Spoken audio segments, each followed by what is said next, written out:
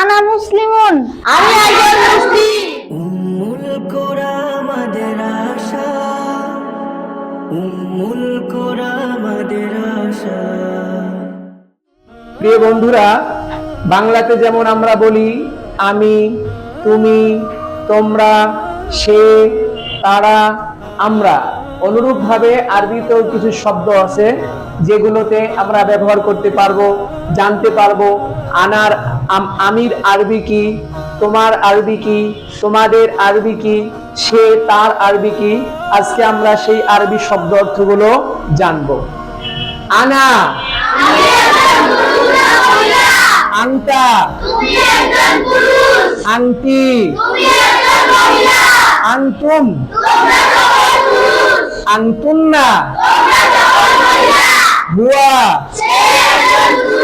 হিয়া, হুম,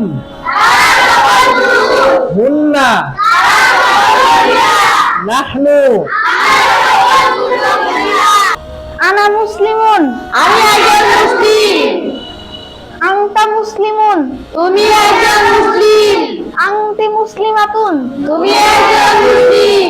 আনতুম মুসলিমুনা, তোমরা মুসলিম। আনতুন্না মুসলিমাতুন, তোমরা মুসলিম।